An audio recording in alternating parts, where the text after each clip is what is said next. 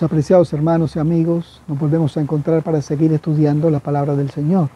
La semana pasada hablábamos acerca del gran conflicto cósmico. Hoy hablaremos del gobierno de Satanás sobre esta tierra, que es ilegítimo, que es temporal, que el gobierno del enemigo es un gobierno que calumnia a Dios, somete a las criaturas hechas a imagen de Dios. Y tercero, que el gobierno de Satanás Dios le ha puesto límites. Vamos con la primera parte. Dios ha puesto al enemigo bajo condiciones especiales, mostrando que su gobierno es ilegítimo y que es temporal. En el Evangelio, en los tres primeros evangelios, que se le conoce como los evangelios sinópticos, ellos muestran el antagonismo entre Jesucristo y Satanás, revelando ese conflicto cósmico. Lo muestran en el desierto de la tentación, mientras que Juan muestra ese antagonismo en la cruz. Es decir, los primeros evangelios hablan del inicio del ministerio de Jesús, y en él Jesús ya deja claro que el gobierno del enemigo es ilegítimo y que es temporal. Recuerda que en el Evangelio de Lucas, en el capítulo 4, donde se encuentra la tentación de Jesús, en la última parte, es muy interesante porque dice que el enemigo, el capítulo 5, que el enemigo le muestra todos los reinos de este mundo. Y después, en el verso siguiente, le dice: todo esto te daré si postrado me adorares. Pero el hecho de que el Señor lo haya rechazado muestra que la autoridad del enemigo no es legal, sino que es ilegítima, porque es por usurpación. Y cuando se muestra este asunto de que el enemigo es el príncipe de este mundo, hay que destacar algo interesante. Ahí en el Evangelio de Juan, el capítulo 12, en ese capítulo 12, el verso 31, Jesús dice así, 12:31, ahora es el juicio de este mundo, ahora el príncipe de este mundo será echado fuera. Y será echado fuera porque se le quita su reino, que el enemigo lo ha tomado de forma ilegítima. Dice, será juzgado el príncipe de este mundo.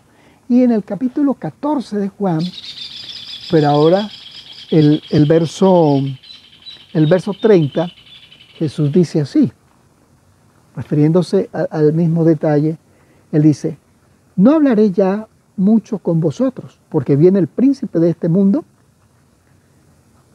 y él nada tiene en mí, refiriéndose a que a través de Judas el enemigo tomaría cautivo al Señor Jesús y lo mataría en la cruz. Pero exactamente ese hecho de que el enemigo quería eliminar a Jesús fue exactamente en la cruz donde Jesús volvió a tomar el liderazgo de esta tierra, porque Jesús se convirtió en nuestro segundo Adán. Así como Adán, que era el administrador de este mundo, perdió esa administración cuando dio su aprobación al enemigo, y de ahí el enemigo usurpó el gobierno de este planeta, así también Jesús en la cruz, cuando vence al enemigo, entonces ahora ese enemigo que tenía un gobierno legítimo es echado fuera. Y en el capítulo 16 de Juan, pero el verso 11, nos lo hace un poco más claro, porque allí dice en el verso 11, hablando de la obra del Espíritu Santo, dice que convencería de pecado, de obra y de juicio. Y cuando habla de ese juicio, se dice, y de juicio, por cuanto el príncipe de este mundo ha sido ya juzgado. Y esto se haría una realidad en la cruz del Calvario. Sí, con esto nos muestra que ese gobierno ilegítimo había quedado caducado y que será una realidad plena cuando Jesús venga por segunda vez, lleve a su pueblo fiel a la patria celestial y luego de transcurridos 1000 años vuelva a esta tierra para hacer un cielo nuevo y una tierra nueva, la que se había perdido en el jardín del Edén. Entonces, la cruz es el lugar donde se hace claro que el gobierno ilegítimo del enemigo ha sido quitado de él y regresado al Señor Jesús. Bueno, después de tener esto presente, vamos al siguiente punto. Satanás calumnia y esclaviza bajo su dominio. Y eso nosotros lo podemos ver en los seres humanos, en la humanidad entera, en todo el planeta. Dice, cuando nuestros primeros padres pecaron, y allí pasó el pecado a todos los seres humanos, pues que todos pecamos, allí el enemigo se convirtió en el representante de los seres humanos. Y así como Adán había tenido el dominio, ahora lo perdía, pues el enemigo tomó este dominio, pero lo hizo de una forma ilegítima, lo usurpó y esclavizó a nosotros los seres humanos, nos ha ido degradando. La imagen de Dios ha sido eliminada del hombre a través de la estrategia del enemigo. Pero tenemos una esperanza y ya vamos a hablar un poquito acerca de esto. Recuerda, no es Dios quien convirtió al enemigo en el príncipe de este mundo, sino que los seres humanos, cuando decidimos seguir los pasos de nuestros primeros padres, es decir, de desobediencia a Dios, pues entonces quedamos sometidos por el príncipe de este mundo. Sin embargo, se muestra la actitud del enemigo. El Señor Jesucristo, en el Evangelio de Juan, el capítulo 8, el verso 44, habla de unas características del enemigo. Dice allí, vosotros sois de vuestro padre el diablo, y los deseos de vuestro padre queréis hacer. Él ha sido homicida desde el principio y no ha permanecido en la verdad, porque no hay verdad en él. Cuando habla mentira, de suyo habla. Pues así el enemigo se ha apropiado de este planeta por la calumnia, la mentira. Es homicida y es mentiroso. Ha calumniado a Dios, ha sometido a los seres humanos, ha mentido a los seres humanos y de esta manera se convierte en un príncipe usurpador. Pero en el Evangelio nos muestra que el enemigo habría de ser expulsado. Son los versos que leíamos anteriormente.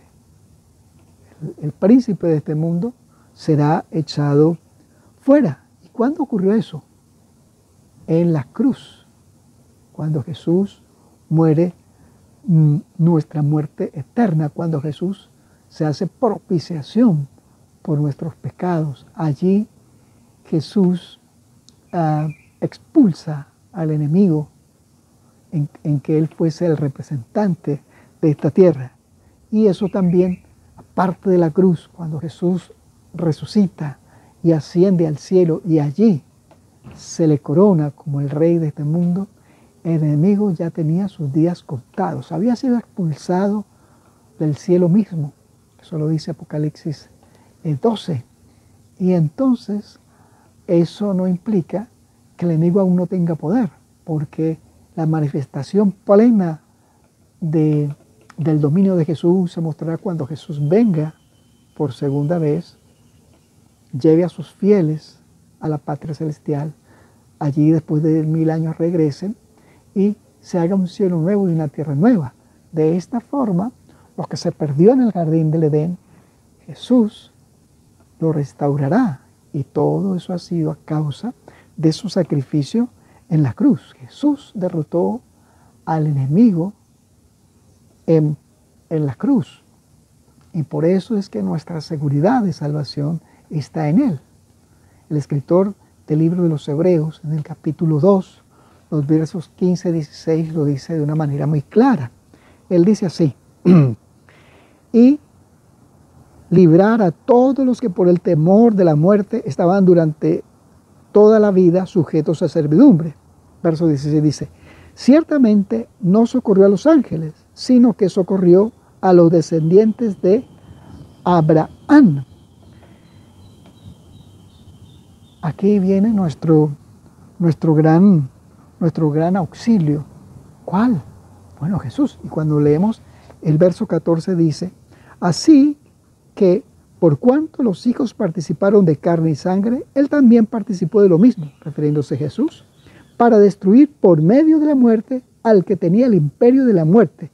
Este es el diablo.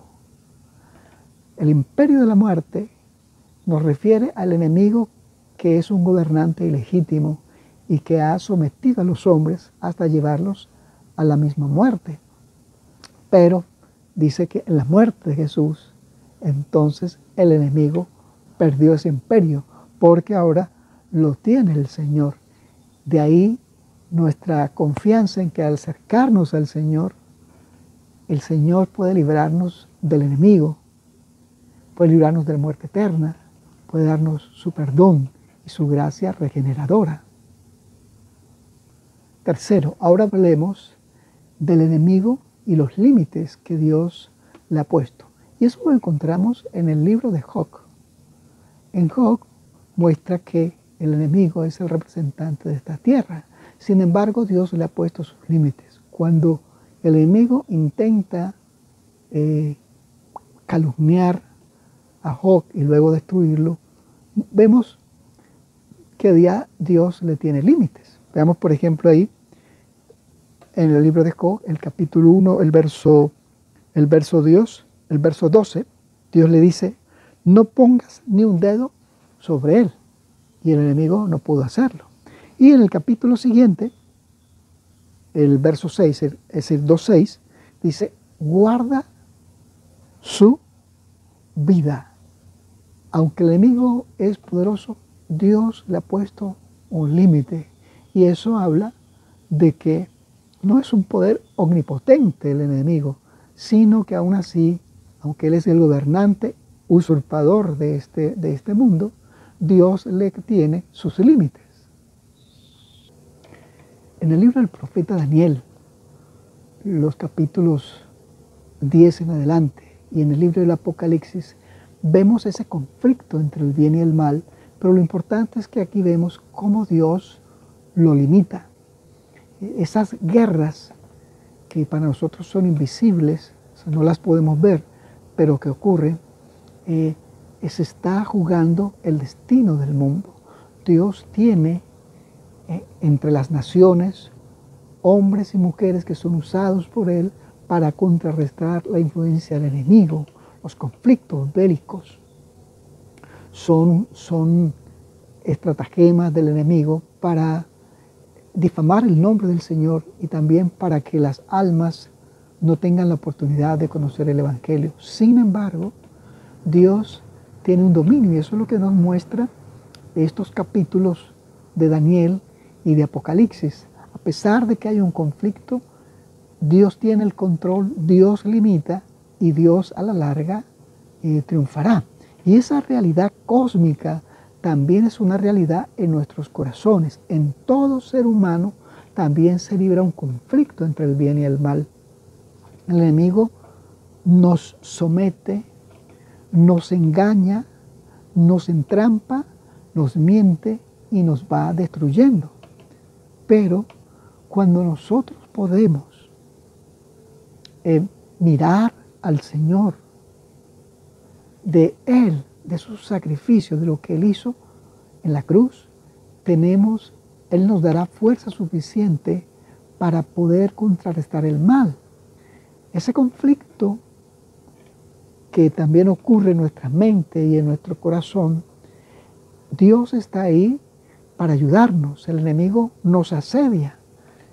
Esto lo podemos ver muy claramente cuando alguien acepta el Evangelio las cosas en su entorno se complican, pero es porque el enemigo las complica. Sin embargo, si esta persona clama a Dios allí en oración, mira en Jesús y su sacrificio la esperanza de ser liberado, su fe será fortalecida para poder vencer los obstáculos que aparecen en el camino, pero al mismo tiempo el Señor dando su gracia para que podamos crecer en la experiencia cristiana y también podamos hacer frente a este conflicto cósmico que se da en el universo, pero que también se da de forma particular. Cuando nosotros nos sentimos asediados por el enemigo, cuando parece que no hay luz, podemos ir al Señor en oración y Él enviará a sus ángeles para ayudarnos, para socorrernos, para alejar las huestes del mal. Porque recuerda que aunque el enemigo tiene un dominio, el Señor le ha puesto un límite y todo aquel que clama a Dios, Jesús vendrá para socorrerle, para ayudarlo, para darle la mano y poderlo sacar de medio de ese conflicto en que el enemigo lo ha rodeado con la idea de hacerlo perder. Por eso, puesto los ojos en Jesús, el autor y consumador de nuestra fe. Jesús ha vencido al príncipe de este mundo y nos ha dado la victoria. Y esa victoria tiene que ser tuya y mía. Entonces, confiando en lo que nos dice la palabra, debemos recordar, sí, el enemigo es un gobernante ilegítimo y su reino es temporal, tendrá un fin. El enemigo ha usado la calumnia, la mentira y la esclavitud para someter este planeta, someter a los seres humanos, pero en Cristo tenemos liberación porque Jesús vino para juzgar al príncipe de este mundo y le ganó la batalla principal en la cruz. Jesús ha ascendido al cielo y hoy allí es nuestro sumo sacerdote para socorrernos. ¿Sí? Recuerda lo que dice Juan: hijitos míos, estas cosas os escribo para que no pequéis. Pero si alguno hubiese pecado, abogado tenemos para con el Padre. Abogado tenemos para con el Padre, ¿a quién? A Jesucristo. A Él debemos acudir porque Él es nuestro libertador del tirano. En eso debemos confiar porque solo Jesús nos dará la victoria. Mi hermano y mi amigo, le invito para que oremos. Padre que estás en los cielos, gracias porque aunque este mundo se cae a pedazos, aunque el enemigo parece dominarlo todo, Señor, tu poder de las buenas nuevas de salvación, que lo confirmaste en la cruz, son una realidad para nuestras vidas. Ayúdanos a aferrarnos del logro que tú has hecho para nosotros, a poder así entonces ser libres del mal, libres del enemigo y avanzando en medio de este conflicto hasta que tú nos des la victoria total cuando vengas por segunda vez y luego restaures este mundo. Todo esto lo agradecemos únicamente en tus méritos, querido Jesús. Amén. Querido hermano y amigo, si Dios lo permite, nos veremos la próxima semana.